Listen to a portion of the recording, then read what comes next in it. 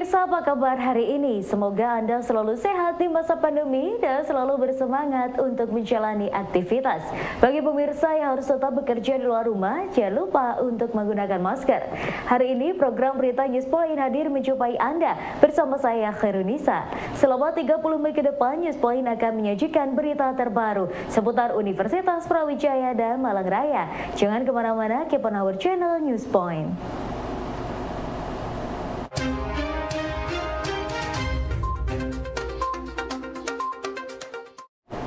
Pakan unggas dalam industri ayam merupakan komponen penting baik untuk ayam pedaging maupun ayam petelur.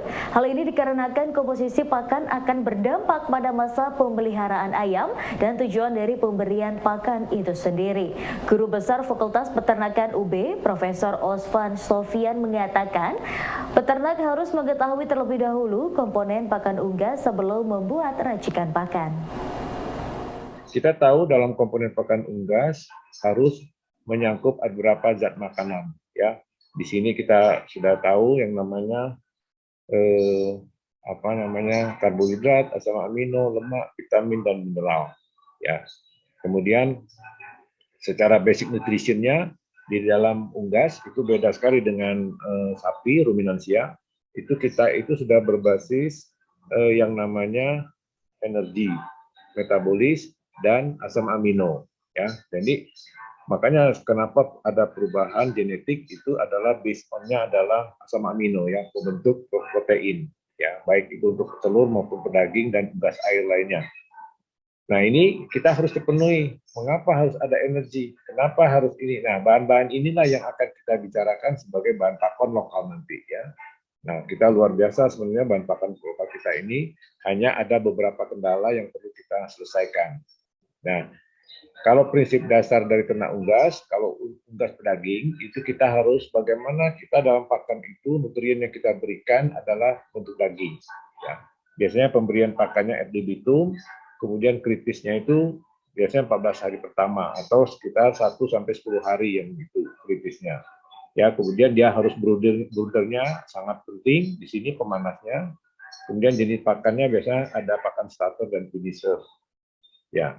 Kemudian waktu pemeliharaannya sekitar 28-35 hari. Ini biasanya rata-rata peternak itu 30 hari. Saluran reproduksi unggas harus dijaga oleh peternak, baik untuk unggas darat maupun unggas air. Pada unggas air, saluran reproduksi tidak hanya menghasilkan telur, tetapi juga daging. Profesor Osvar Sofian dari Fakultas Peternakan mengatakan, saluran reproduksi ini berpengaruh terhadap reproduksi unggas, terutama dalam menghasilkan telur. Agar salurannya terjaga, Osvar mengatakan salah satunya ditunjang oleh faktor pakan yang memadai.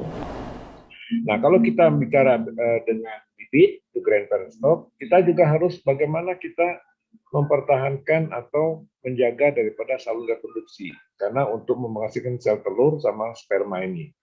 Ya, kemudian bagaimana kita menghasilkan telur tetas yang baik.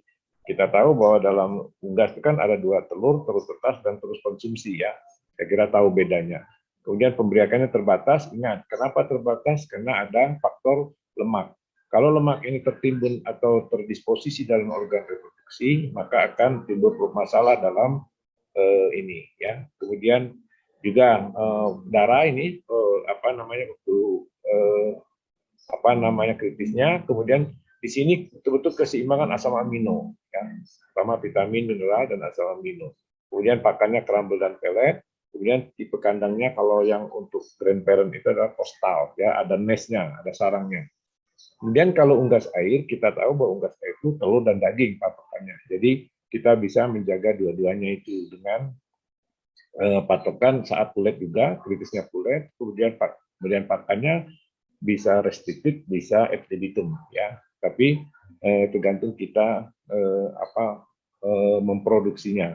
Nah, biasanya kalau di luaran itu udah masalah, ya, dia saya cari sendiri. Kemudian jenis pakannya sesuai periode, kemudian bentuk pakan kambing, kemudian feed aditif juga ini. Yang penting adalah bagaimana energi ini, ya, disuplai untuk dia unggas air untuk mempertahankan temperaturnya itu, tubuhnya itu.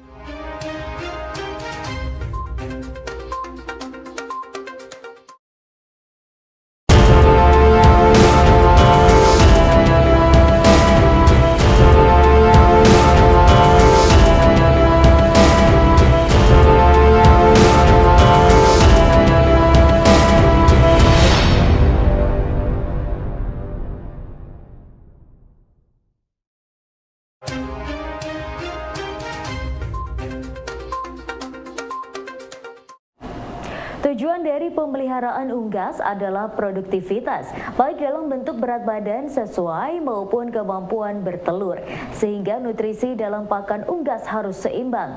Seimbang dalam hal ini menurut Guru Besar Fakultas Peternakan UB, Profesor Osvar Sofyan, adalah komposisinya sesuai baik takaran massa asam amino esensial maupun mineral. Dengan nutrisi yang seimbang, maka pertumbuhan unggas dapat berjalan sesuai dengan rencana masa pemeliharaan. Pakan yang baik adalah pakan sesuai jenis ternaknya, ya, tujuan produksi, umur pemeliharaan, kebutuhan nutrisi. Nah, ini kebutuhan nutrisi ya, kita bisa lihat di tabel, kemudian kondisi lingkungan, ya, pada musim hujan, musim panas, kalau di luar negeri itu 4 musim, makanya sekarang diciptakan kandang close house, ya, supaya apa? Supaya tidak ada perubahan-perubahan pakan yang signifikan.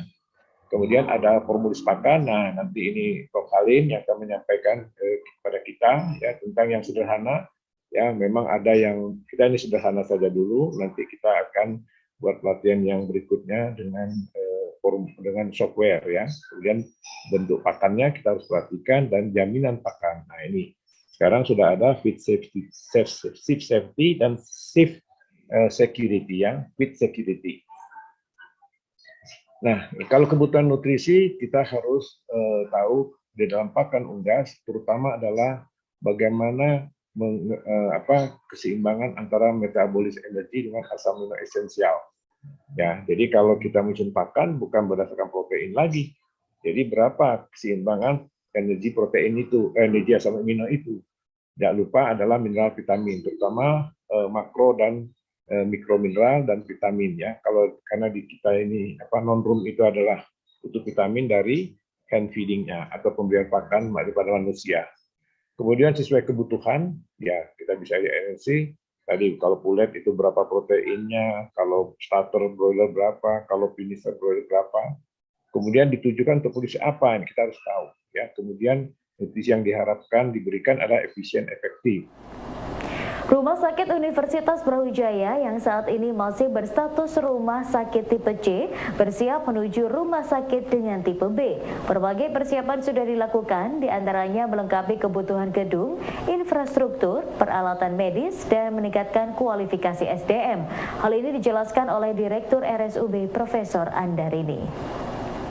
Kami telah menerima sign agreement ya dari loan dari Jerman. Nah, insya Allah mudah-mudahan ini sudah sampai di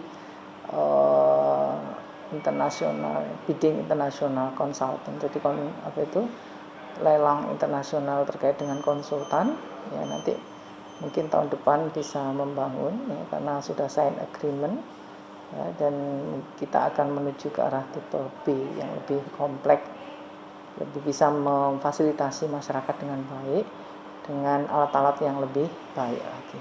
Di samping pelayanan-pelayanan ya nanti ini kan ada 3 gedung ITA Tower ya yang saat ini masih kita operasionalkan 1 tower C. Nah nanti kita akan membangun di Tower A dan Tower B ya yang nantinya akan menambah alat tentunya dan juga menambah layanan, dan itu kita selalu berkoordinasi dengan ya pihak-pihak rektorat. Ada PMU jadi project manager unit yaitu Pak Ali Jamhuri bersama tim ya, ada Pak Famsin, ada Dr. Fira sebagai koordinator untuk ini yang menjembatani dengan KFV itu yang memberi loan dari Jerman ya, itu mereka sangat kita ya antusias, bukan antusias artinya mereka memfasilitasi kita terus ya, karena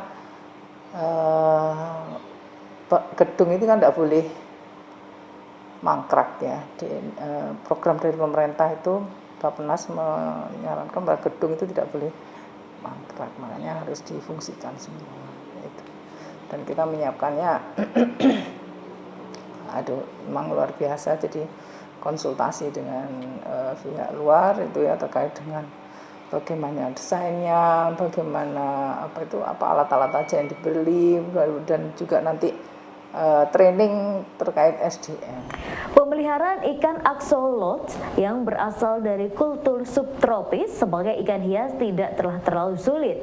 Melalui usaha rintisan Axotic Farm, Dava Hairan, mahasiswa FPIK-UB menjelaskan, axolotl yang dibiarkan di Indonesia cepat beradaptasi dengan iklim yang ada di Indonesia. Dava menjelaskan untuk pemeliharaan hampir sama dengan ikan pada umumnya, yaitu dengan akuarium ukuran minimal 40 cm, maka axolotl sudah dapat hidup. Sedangkan untuk pakan menurutnya sedikit berbeda karena tidak menggunakan pelet yang mengambang.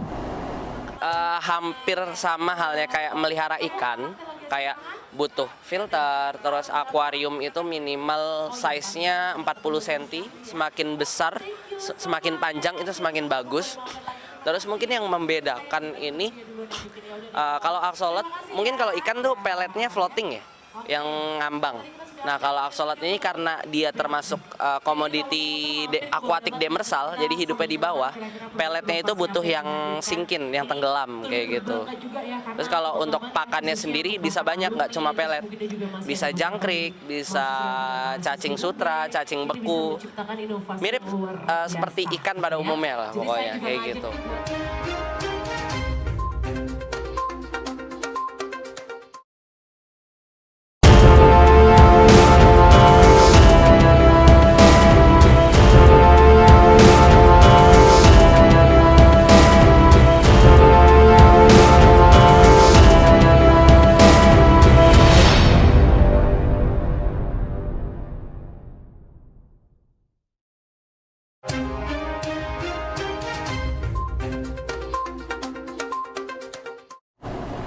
Dalam menyelesaikan sebuah permasalahan atau sengketa hukum, terkadang dibutuhkan legal opinion atau pendapat hukum yang dikeluarkan oleh penasehat atau konsultan hukum. Legal opinion dibuat sebagai pengidentifikasi peristiwa hukum yang terjadi sehingga dapat menentukan solusi hukum terbaik atau proportional judgment atas permasalahan yang terjadi. Hal ini disampaikan oleh Daniar Supriyadi, konsultan hukum Assegaf Hamzah dan Partner dalam webinar Legal Opinion yang diselenggarakan oleh FHUB. Jadi pendapat hukum itu memang bagian dari tindakan ataupun juga layanan yang diberikan oleh seorang advokat kepada kliennya di sini. Dan ketika mereka memberikan pendapat ini harus juga memahami ketentuan yang ada di undang-undang advokat dan juga di kode etik advokat gitu ya. Dan selain yang paling penting memahami tata kelola pun tata laksana yang berlaku di mana masing-masing kantor hukum yang berlaku gitu ya. Nah, ya, ini beberapa list yang saya tulis ya mengenai pendapat hukum itu diharapkan oleh klien untuk mendapatkan professional judgment-nya atau keputusan yang profesional atas suatu transaksi, dia itu mau berjalan maju atau mundur gitu ya, ataupun berhenti sementara untuk mengadjust transaksinya mereka ataupun juga strateginya mereka gitu ya. Kalau di litigasi itu biasanya sebelum kita ini bersidang, umumnya kita memberikan opini hukum juga gitu. Opini hukum ini biasanya berisi apa yang harus dilakukan oleh pihak tergugat, misalkan ketika mereka itu digugat gitu, atau pihak sebelum menjadi gugatan, apa yang harus dilakukan oleh pihak yang bersengketa, yang ada dispute ataupun sengketa ini bisa memitigasi sengketanya dan bagaimana langkah-langkah yang harus diupayakan supaya dampak dari risiko hukum yang terjadi ketika proses litigasi itu dapat diminimalisir, kira-kira begitu, teman-teman. Jadi misalkan kita menyarankan salah satunya itu harus melakukan negosiasi, harus melakukan audit secara internal gitu ya, supaya tahu fakta material yang ada dan seterusnya gitu ya. Ataupun juga melakukan upaya aksi korporasi yang tertentu yang dibutuhkan klien supaya exposure dari risiko atas sengketa hukum yang terjadi itu dapat diminimalisir. Gitu ya. Menyambut medali dari berbagai kompetisi di luar negeri menjadi poin dari Balkis Azahra, mahasiswi Teknik Industri Fakultas Teknik UB. Mahasiswa cantik angkatan 2019 ini dinobatkan sebagai mahasiswi dengan prestasi internasional terbanyak tahun 2022. Balkis mengaku prestasi terakhir yang diraihnya adalah dalam kompetisi di Malaysia bersama mahasiswa UB lainnya. Dalam ajang tersebut merupakan kompetisi yang ditujukan kepada para peneliti muslim muda dari berbagai negara. Jadi saya ceritakan, yang pertama adalah prestasi tertinggi saya adalah saya mendapatkan gold medal dan juga MAICA Awards dari Malaysia di perlombaan IICMS atau salah satu perlombaan internasional untuk peneliti-peneliti muslim yang diikuti oleh 11 negara. Pada saat itu saya bersama tim, yaitu ada 5 orang dari teknik kimia, teknik elektro, dan juga dari teknik lainnya. Di situ saya mengambil ide bagaimana caranya bisa memanfaatkan karbon monoksida atau karbon dioksida yang dikeluarkan oleh pabrik gula untuk dimanfaatkan sebagai sumber energi dari kendaraan-kendaraan yang memiliki bahan bakar dari sumber energi tersebut. Salah satunya adalah baterai, seperti itu. Penggunaan bahan lokal sebagai campuran dalam pakan unggas memiliki beberapa kelebihan. Guru Besar Fapet UB Profesor Osfar Sofian menjelaskan keberadaan bahan lokal ini dapat diperoleh di sekitar masyarakat atau lokasi ternak. Kelebihan dari bahan lokal adalah mudah dan murah. Dua hal ini sangat membantu bagi peternak untuk mensiasati mahalnya pakan pabrikan. Fakta penggunaan bahan pakwa sebagaimana? Nah, kalau ternak ini ternak ruminansia, ini ternak non-ruminansia. Kalau ruminansia tidak masalah ini, dapat langsung digunakan. Misalnya kebun jagung ya bisa digunakan langsung ya, atau misalnya bungkit kelapa langsung diberikan 100% tidak masalah ya, karena ada mikrobarumen. Kemudian penggunaannya bisa sampai 100%, tergantung kepada bahan pakannya. Kemudian tidak perlu diolah. Ya, kemudian dasar sumbernya adalah energi dan zat kasar. Tidak ada batasan, kemudian murah dan mudah didapat.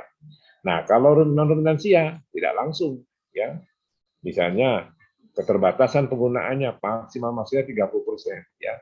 Kemudian di sini adalah optimal kerja enzim, ya. Jadi kalau kita di ruminansia itu bagaimana kita mengoptimalkan kerja mikrobarumen.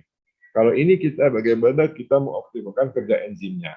Enzimnya itu bisa dari target organ atau ditambahkan dari luar. Misalnya kita di pakan babi maupun unggas sudah ditambah pitase misalnya, kemudian ada ditambah mananase misalnya dan sebagainya. Ya pemirsa, informasi tadi sekaligus menutup perjumpaan kita hari ini. Jangan lupa saksikan News Point setiap hari pukul 19.30 waktu Indonesia Barat hanya di UB TV, Televisi Pendidikan Universitas Brawijaya. Saya Khairudisa dan seluruh kru yang bertugas pamit undur diri. Tetap patuhi protokol kesehatan, wajib menggunakan masker. Terima kasih dan selamat beraktivitas.